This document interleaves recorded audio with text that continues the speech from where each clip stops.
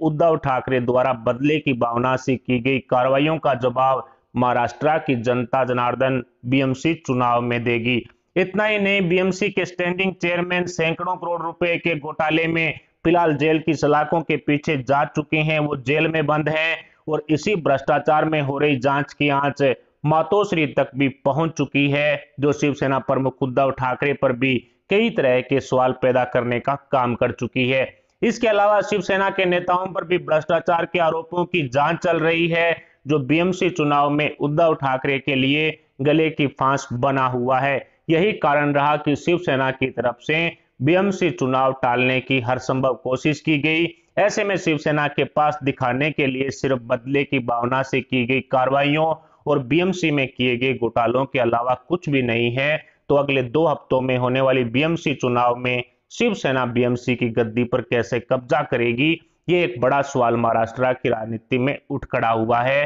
जो उद्धव ठाकरे के लिए कई मुश्किलें पैदा करेगा। बीएमसी चुनाव को लेकर सुप्रीम कोर्ट का आदेश आने के बाद महाविकास अघाड़ी गठबंधन की राजनीति में हड़कंप मचा हुआ है और इसी क्रम में 4 मई बुधवार को एनसीपी सुप्रीमो शरद पवार ने एक नई चाल उद्धव सरकार में चल दी, जिसके बाद से ही शिवसेना के नेताओं में खलबली मची हुई है। दरअसल एमएनएस प्रमुख राज ठाकरे के लाउडस्पीकर पर दिए गए अल्टीमेटम के बाद एनसीपी सुप्रीमो शरद पवार ने महाविकास अघाड़ी गठबंधन के नेताओं की एक बैठक बुलाई, जिसमें उद्धव सरकार द्वारा महाराष्ट्र में कानून व्यवस्था को बनाए रखने के लिए रणनीति बनाने पर चर्चा हुई। लेकिन इस बैठक में मुख्यमंत्री उद्धव ठाकरे को बुलाया तक नहीं गया। यानी जिस तरह से रिमोट कंट्रोल सरकार में यूपीए की मीटिंग होती थी और उस दौरान के प्रधानमंत्री मनमोहन सिंह उस मीटिंग से गायब रहते थे और सोनिया गांधी उस मीटिंग की अध्यक्षता करती थी, सेम टू सेम वही एनसीपी सुप्रीमो शरद पवार द्वारा महाविकास अघाड़ी गठबंधन की इस बैठक में किया गया है। शिवसेना प्रमुख या यूं कहें कि उद्धव सरकार में मुख्यमंत्री उद्धव ठाकरे को दरकिनार करने का काम शरद पवार की तरफ से कर दिया गया है। बदले की भावना से कार्रवाई करनी हो तो बूंद का सारा ठीकरा शिवसेना पर फोड़ा जाएगा, जिसमें बदनामी उद्धव ठाकरे की होगी। फर्जी केस बनाकर उद्धव सरकार के खिलाफ बोलने वालों को जेल की सलाखों के पीछे भेजना है तो बदनामी उद्धव ठाकरे की होगी। हनुमान चालीसा को लेकर विरोध करना है तो बदनामी उद्धव ठाकरे की होगी। सैकड़ों करोड़ के घोटालों के आरोप में महाविकास अघाड़ी गठबंधन के नेता जेल की सलाखों के पीछे जाएंगे तो बदनामी उद्धव ठाकरे की होगी। उद्धव सरकार के पुलिस अधिकारी भ्रष्टाचारों को अंजाम देंगे तो बदनामी उद्धव ठाकरे की होगी। लेकिन 4 मई को पूरे महाराष्ट्र में पुलिस बल को तैनात करके मनसे प्रमुख राज ठाकरे के अल्टीमेटम के खिलाफ मनसे के कार्यकर्ताओं को जेल में डालकर जो कार्रवाइयां की गई और कानून व्यवस्था को बिगड़ने से रोकने में जो महाराष्ट्र की पुलिस ने सफलता हासिल की है, उसका सारा श्रेय लेने के लिए एनसीपी सुप्रीमो शरद पवार अघाड़ी गठबंधन की इस बैठक में उद्धव ठाकरे को बुलाते तक नहीं हैं और शरद पवार खुद ही अपने नेताओं से अपनी ही वाही करवाते हैं। ऐसे में एनसीपी सुप्रीमो शरद पवार पर शिवसेना को अंदर ही अंदर खोखला करने के जो आरोप लगते आए हैं बीएमसी चुनाव से ठीक पूर्व, वो सारे आरोप सच साबित होते हुए भी दिखाई दे रहे हैं। कहते हैं कि जब किसी का बुरा वक्त आता है तो पूछकर नहीं आता और ऊपर वाला जब देता है तो छप्पर फाड़ के देता है। अब ये दोनों ही बातें महाराष्ट्र के राजनीति में सच साबित होती हुई दिखाई दे रही है, क्योंकि उद्धव ठाकरे का बुरा वक्त चला तो महाराष्ट्र की उद्धव सरकार के मंत्रियों पर सैकड़ों करोड़ घोटाले के आरोप लगने के दौरान, हनुमान चालीसा वर्सेस लाउडस्पीकर बवाल के दौरान, हिंदुत्व के मुद्दे पर गिरी शिवसेना के दौरान, बदले की भावना से हो रही कार्रवाइयों के दौरान, महाराष्ट्र पुलिस के अधिकारियों और शिवसेना के नेताओं पर एनआईए द्वारा किए गए ताजा खुलासों के दौरान ही सुप्रीम कोर्ट ने उद्धव सरकार को अगले 2 हफ्तों में बीएमसी चुनाव करवाने का फरमान सुना दिया है, जो शिवसेना के हाथों से बीएमसी की सत्ता को छीन लेगा। क्योंकि महाराष्ट्र की राजनीति में मचे बवाल के दौरान बीएमसी चुनाव होने से शिवसेना को बहुत बड़ा झटका लगने की आशंका जताई जा रही है। यानी कि महाराष्ट्र की राजनीति में हड़कंप मचा हुआ है और ऊपर से बीएमसी चुनाव सर पर हैं, तो ऐसे में कह सकते हैं कि शिवसेना की जो बदनामी हुई है उसका घाटा शिवसेना को, उद्धव ठाकरे को बीएमसी चुनाव में होगा। ऐसे में उद्धव ठाकरे का बुरा वक्त शुरू हो चुका है, जो शिवसेना की राजनीतिक रोटियां सेकने वाली दुकान को बंद भी कर सकता है। तो दूसरी तरफ भारतीय जनता पार्टी को इसका भरपूर फायदा मिलने की चर्चाएं तेज है,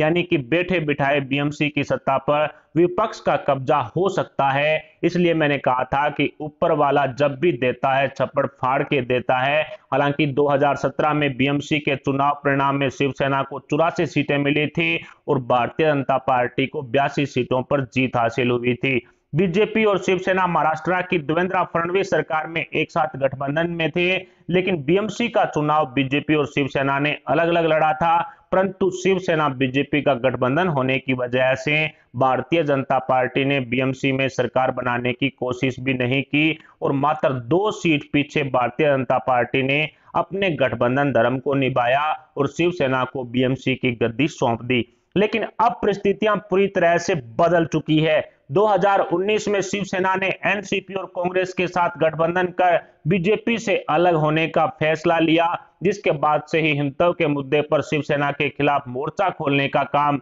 भारतीय जनता पार्टी ने शुरू किया, जो आज उद्धव ठाकरे के लिए गले की फांस बन चुका है। और यही कारण रहा कि अब बीएमसी चुनाव को टालने की कोशिश उद्धव सरकार द्वारा की जा रही थी और महाराष्ट्र की राजनीति में loud speaker versus Hanuman Chalisa के मुद्दे पर ठाकरे वर्सेस ठाकरे के बीच में हो रहे सियासी घमासान के दौरान बीएमसी के चुनाव होते हैं, तो फिर उद्धव ठाकरे को इसका खामियाजा भुगतना ही पड़ेगा और उद्धव ठाकरे को एनसीपी सुप्रीमो शरद पवार एवं कांग्रेस आलाकमान सोनिया गांधी के सामने घुटने टेकने के परिणाम भी देखने को मिल जाएंगे। ऐसे में शिवसेना प्रमुख उद्धव ठाकरे शरद पवार के चक्रव्यूह में फंस चुके हैं और एनसीपी के साथ जाने वाली या एनसीपी के साथ गठबंधन करने वाली राजनीतिक पार्टियों का जो हाल अब तक शरद पवार करते आए हैं, वही हाल शिवसेना का होते हुए भी दिखाई दे रहा है। और शिवसेना के कई नेताओं ने अनेकों बार शरद पवार पर शिवसेना को खोखला करने के आरोप लगाए हैं,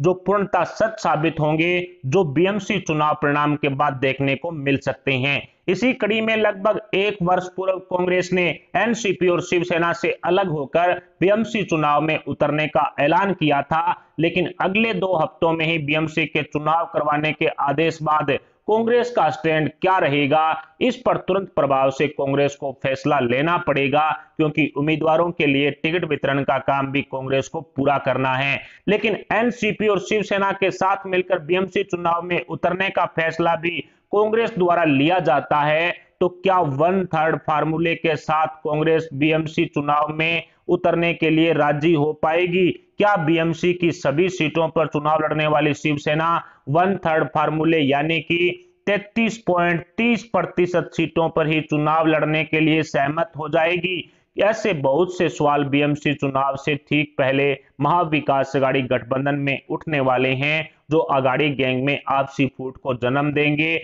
और उसी फूट का फायदा विपक्ष द्वारा डंके की चोट पर उठाया जाएगा, क्योंकि एनसीपी और कांग्रेस के साथ बीएमसी चुनाव में उतरने का फैसला शिवसेना द्वारा लिया जाता है। तो जाहिर सी बात है कि सभी सीटों पर शिवसेना अपने उम्मीदवार नहीं उतार पाएगी। तो ऐसे में क्या शिवसैनिक किसी अब्दुल्ला शेख को वोट करेंगे या बीजेपी मनसे के गठबंधन को वोट करने के लिए शिवसैनिक मजबूर हो जाएंगे, क्योंकि हिंदुत्व के मुद्दे पर शिवसैनिक अब मनसे प्रमुख राज ठाकरे को उद्धव ठाकरे के विकल्प के तौर पर देख रहे हैं और इसके भयंकर परिणाम बीएमसी चुनाव में देखने को मिल सकते हैं। ऐसे में साफ है कि loud speaker versus Hanuman Chalisa मुद्दे के साथ साथ बीएमसी चुनाव में शिवसेना को पटकनी देने के लिए विपक्ष ने उद्धव सरकार की घेराबंदी कर ली है और एनसीपी सुप्रीमो शरद पवार के आतंक चक्रव्यूह में उद्धव ठाकरे फंसते हुए भी साफ साफ दिखाई दे रहे हैं, जिसमें शरद पवार ने गठबंधन धर्म को तोड़ते हुए